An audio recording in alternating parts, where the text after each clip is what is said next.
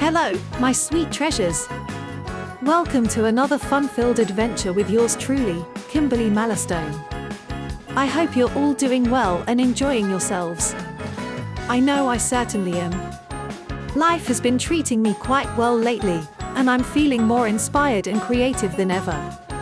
And I'm thrilled to say that I have some exciting new content planned for you all. So sit back, relax, and prepare yourself for a wild ride.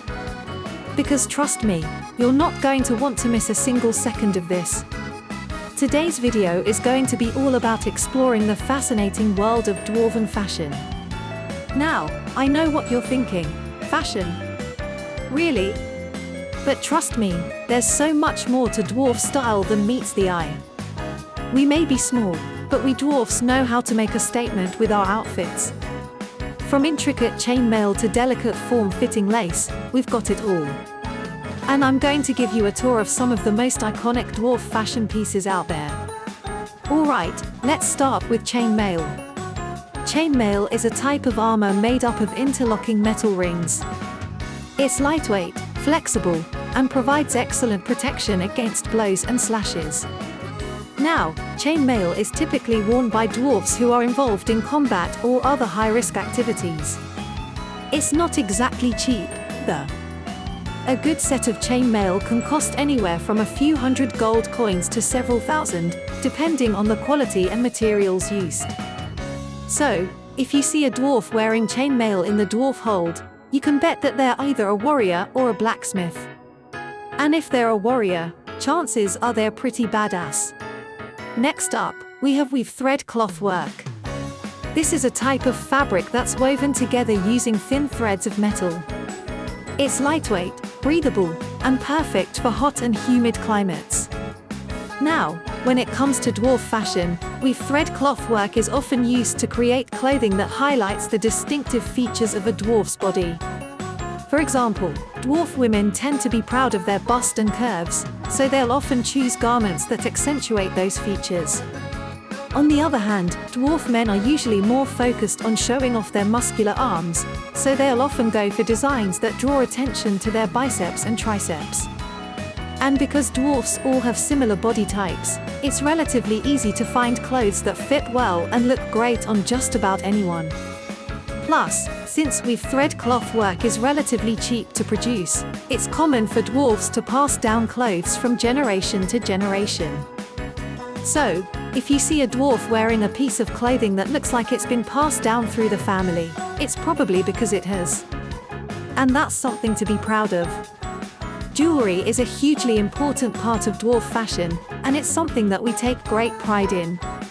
Gold is the most popular material for dwarf jewelry, thanks to its durability and shine.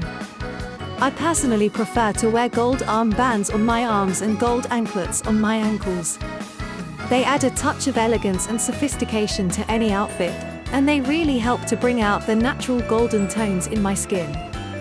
As for the rest of my jewelry, I like to keep it simple and understated.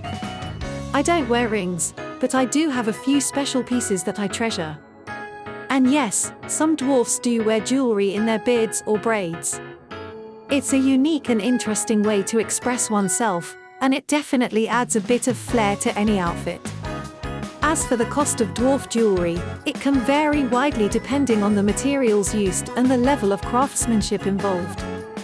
Some pieces can be quite affordable, while others can be extremely expensive.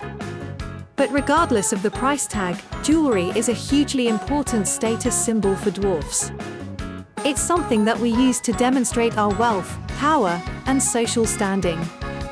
And for many dwarfs, earning or crafting their own jewelry is a source of immense pride and satisfaction. Alright, my lovely treasures, it's time for the questions and answers portion of the show. I've received lots of great questions from you all, and I'm excited to answer as many of them as I can. So, let's get started.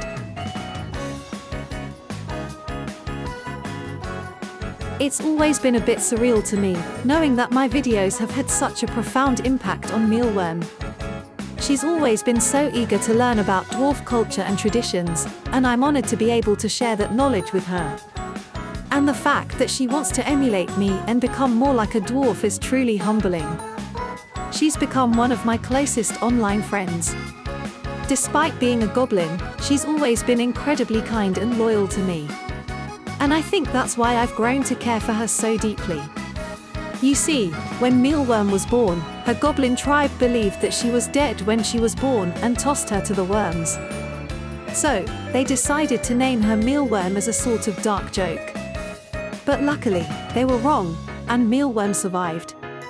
She grew up in a goblin tribe that saw her as a pariah and a reject, and it broke my heart to hear about the abuse and neglect she experienced.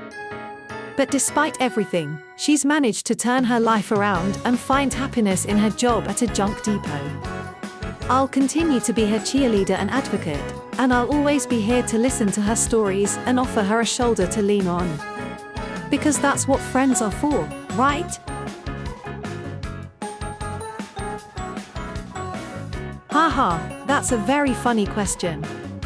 No, I don't have my own great book of grudges. In fact, I try to live my life with as little anger and resentment as possible. I believe that holding onto negative emotions only serves to weigh us down and prevent us from experiencing joy and fulfillment. So, instead of keeping track of every slight and insult, I simply try to focus on the present moment and appreciate the good things in my life. And I encourage everyone to do the same. Life is too short to spend it dwelling on the past or harboring grudges. Well, as a dwarf, I can confirm that there is a long-standing rivalry between dwarfs and elves. However, I personally don't have any elven enemies or rivals. I believe that conflict and animosity only serve to divide us and prevent us from working together towards a common goal.